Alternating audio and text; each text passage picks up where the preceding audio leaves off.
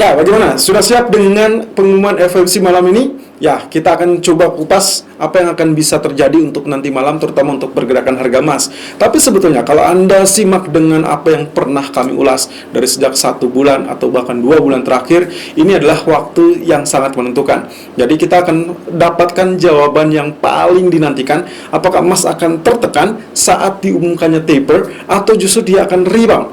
Nah, kembali lagi dalam 1 bulan terakhir pula, kami sempat menjelaskan terkait dengan kunci utamanya bukan hanya di taper, karena taper sudah jelas itu akan diumumkan dan memang berpotensi 90% itu akan resmi diumumkan. Nah, tinggal pelaksanaannya, kemungkinan biasanya kalau kita bicara tentang aturan, maka saat dia melakukan pengumuman diperlukan waktu untuk aplikasinya. Ya, bisa saja 3 hari setelahnya atau 1 minggu setelahnya. Tapi apapun itu, tidak ada alasan bahwasannya taper diundur. Malah kalau ternyata diundur, katakanlah jadi bulan Desember atau bahkan di bulan Januari, maka yang sangat membahayakan adalah kondisi ekonomi akan kembali drop. Ya, itu yang paling utama. Dan bagaimana dengan kondisi emas? Emas tentunya akan mengalami rebound. Tapi rebound pun tetap ada area-area yang mungkin harus diwaspadai.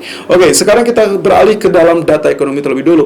Yang akan kemungkinan berpotensi menjadi faktor penggerak juga kita mendapati area dari rilis data ADP Employment Change. Nah, ini adalah indikator yang tak kalah penting untuk hari Jumat mendatang. Ada apa sih hari Jumat? Ya, betul sekali. Kita akan berhadapan dengan yang namanya non-farm payroll dan of course unemployment rate. Dan dua indikator tersebut juga termasuk menjadi salah satu pilihan yang menjadi indikasi apakah Fed akan agresif atau tidak agresif. Dan itulah yang akan kita skenariokan untuk malam ini terkait bagaimana reaksinya kalau memang Fed agresif, lalu kemudian bagaimana reaksinya kalau memang Fed tidak agresif. Oke, ADP employment diperkirakan di angka 400.000. Ini berarti mengalami penurunan atau pelemahan dari periode sebelumnya 568K. Oke, catat ya. Dari sebelumnya 568, lalu kemudian diprediksikan akan lemah di angka 400.000. Kemudian ada market service PMI, tapi lagi-lagi saya lebih terfokus dengan ISM. ISM non manufacturing PMI. Ini sama juga dengan ISM service PMI dan dirilisnya kurang lebih prediksinya adalah 62.0. Itu adalah berarti meningkat dari sebelumnya 61.9%. Oke, ini berarti sedikit di atasnya ya. Kalau misalkan ternyata service PMI ini masih tetap rendah, maka kemungkinan angka pengangguran atau let's say mungkin saja non-farm payroll itu kemungkinan masih mengalami kendala. Artinya lagi, kalaupun misalkan ternyata nanti malam kita terfokus dengan FOMC, tapi ada yang mengganjal di bagian sektor tenaga kerja bagi Fed. Tapi guess what? Unemployment rate kemungkinan kalau kita lihat dari 1 bulan terakhir terutama rilis data klaim pengangguran mingguan, kalau Anda perhatikan itu selalu di teritori hijau atau teritori yang cukup bagus. Artinya apa? Berarti ada kemungkinan unemployment rate kembali menguat. Prediksinya 4.7%. Mungkin saja kita akan mendapatkan 4.3% atau bahkan jauh lebih rendah. Efeknya apa? Ya, nanti saya akan keep lebih dulu, tapi yang jelas kita akan terfokus lebih dulu dengan FOMC. Oke, inilah FOMC untuk nanti malam. Positif untuk dolar atau yang berarti juga negatif untuk emas. Berarti pertama adalah kalau misalkan pernyataan pertama yang paling memungkinkan adalah Anda harus perhatikan lebih dulu tapernya kapan berakhir. Jadi bukan kapan mulai, karena mulainya jelas di bulan November. Oke, jadi kalau misalkan dinyatakan kapan taper berakhir dan lalu kemudian dinyatakan lanjutannya adalah ada kenaikan suku bunga. Jadi kapan taper berakhir, lalu kemudian kapan kenaikan suku bunga dimulai, itu adalah kepastian. Kalau sudah ada kepastian dan kejelasan, of course ini akan berdampak positif untuk US dollar dan artinya emas akan mengalami penurunan. Kemudian kalau ternyata Fed langsung menambahkan tapernya diumumkan berakhir Juni 2022 lalu dilanjutkan dengan kenaikan suku bunga, ingat suku bunga, maka kemungkinan potensinya emas akan tertekan. Sampai sejauh mana? Itulah fungsinya kita melihat teknikal nanti. Bisa saja jauh lebih rendah dan Anda bisa follow sell atau bahkan menambahkan posisi sell Anda. Bagaimana yang posisi buy? Of course, Anda harus segera switch strategi Anda menjadi area sell. Nah, kemudian yang kedua adalah tentang angka taper setiap bulannya berapa. Jadi perhatikan saja statementnya, kalau misalkan rinciannya sudah keluar, kira-kira ada di angka berapa. Perkiraan awal adalah 15 billion dolar per bulan. Nah, kalau ternyata angkanya jauh di atas itu, katakanlah minimal di 20 atau bahkan jauh lebih tinggi, maka kemungkinan potensinya itulah diasumsikan sebagai Fed jauh lebih hawkish atau jauh lebih agresif. Dan tentunya Anda sudah paham apa yang harus dilakukan? Ya, betul sekali. Dolar menguat, berarti emas akan mengalami penurunan. Kemudian yang terakhir adalah kalau kita lihat dari sisi yang lain, yang berarti bisa mengangkat untuk emas. Oke, ini berarti lawanan dari yang apa yang sempat kita sampaikan tadi. Kalau di poin pertama tadi tentang kapan taper atau kapan taper ini akan berakhir, ya, maka kali ini kalau ternyata Fed sama sekali hanya mengumumkan taper tapi juga tidak mengumumkan terkait dengan kenaikan suku bunga atau tidak menjelaskan kapan suku bunga bisa dinaikkan, maka kemungkinan dolar akan mengalami pelemahan, dan of course itulah sisi positif untuk emas. Lalu kemudian yang kedua adalah terkait dengan angka, lagi-lagi angka dari tapernya sendiri.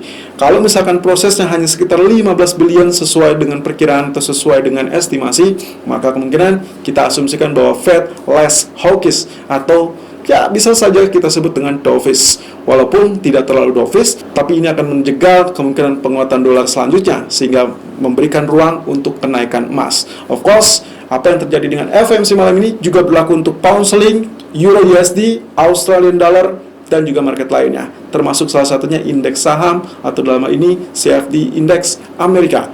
Kalau less hawkish atau less agresif, maka mereka masih bisa mengalami kenaikan persis dengan apa yang terjadi pada gold. Lalu kemudian kalau ternyata more hawkish atau more agresif, maka kemungkinan kita akan lihat semuanya akan drop dan yang diuntungkan adalah US dollar. Oke, kita lihat dari sisi teknikal untuk hari ini 3 November 2021. Irfan untuk Agrodana.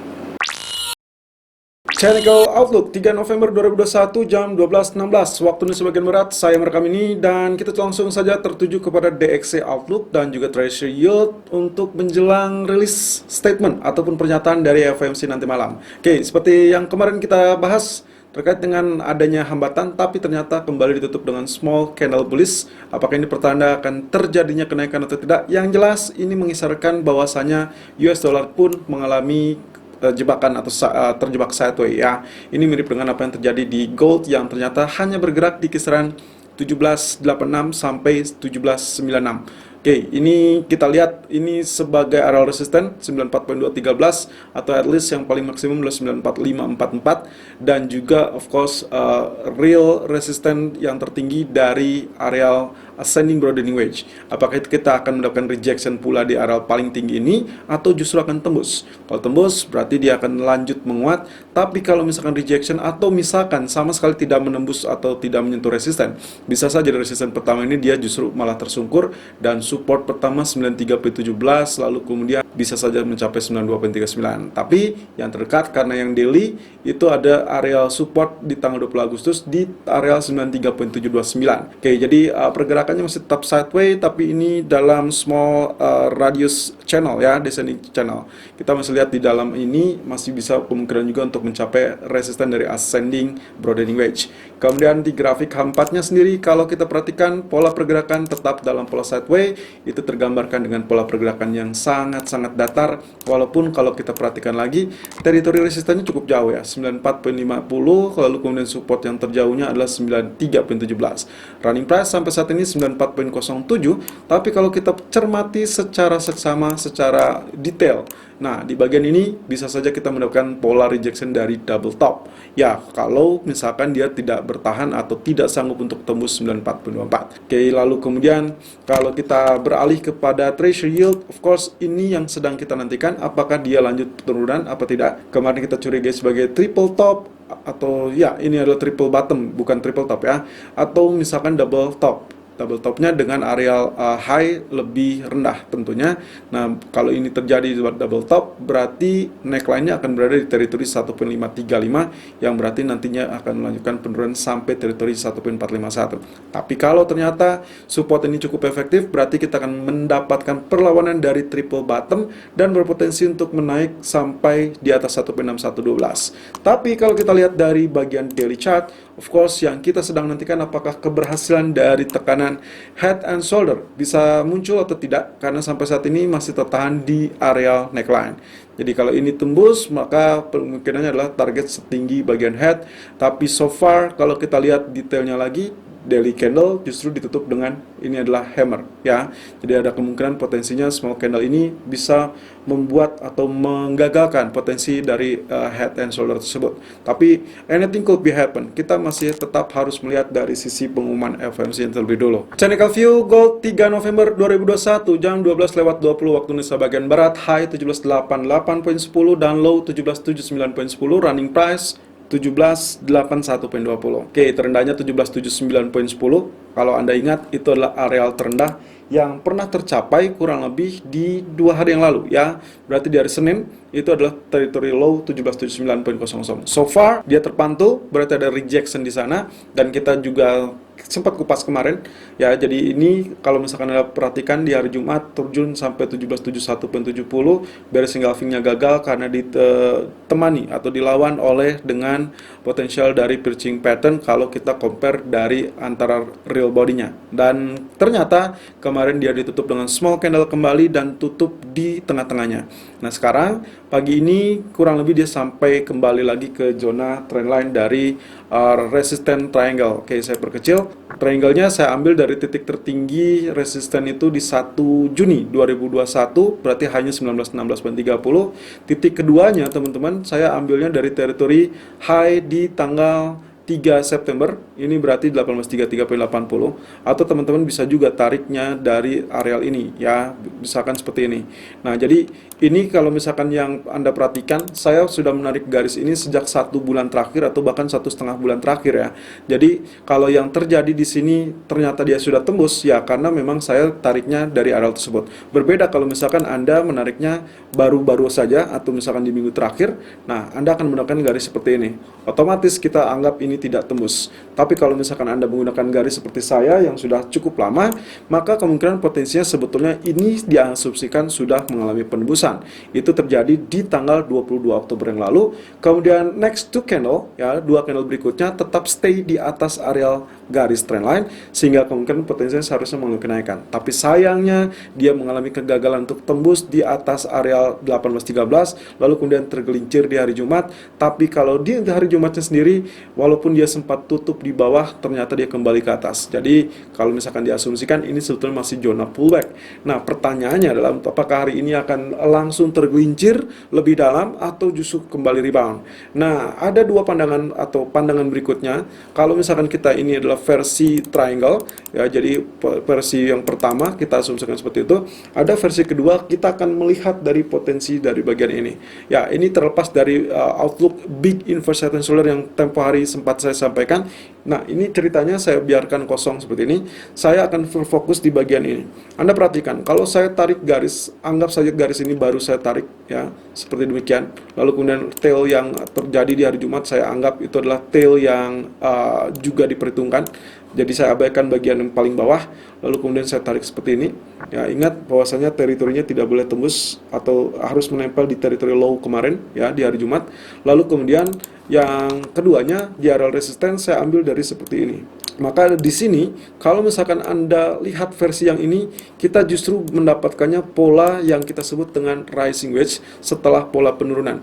Jadi kemungkinan potensinya ini akan mengalami penembusan di bagian support, dan tentunya itu akan bertentangan dengan apa yang dihadapkan atau dilihat dari potensi yang alternatif pertama. Ya, kalau sebagian ini saya asumsikan support dari areal terendah ya yang tercipta di bulan Agustus, lalu kemudian ini bulan September, maka extension line-nya itu akan berada di teritori sekitaran 1753 atau 1750. Tapi kalau kita berdasarkan yang ini, maka kemungkinan potensinya penurunan biasanya akan turun sepanjang atau setinggi bagian ya rising wedge. Ya, saya asumsikan seperti ini, lalu kemudian saya tarik, misalkan dia tembus, maka kemungkinan potensi peluangnya dia akan mengalami penurunan sampai teritori 1715. Wow, ini cukup dalam. Jadi kalaupun misalkan ini betul-betul confirm, katakanlah FOMC sudah memberikan pengumumannya dan jauh lebih hawkish dari sebelumnya, maka kemungkinan potensinya 1755 pun bisa ditembus, 1741 pun bisa ditembus, dan mungkin saja akan berada kisaran 1716, 1722. Of course, dengan ekspektasi tersebut bisa saja kita berandai-andai bahwasanya penurunan yang swing low paling keras di areal tersebut barulah nantinya di pertengahan bulan misalkan ternyata dia langsung fokus kepada depth selling kembali. Maka di sini bagian ya kita bisa katakan sebagai zona good demand.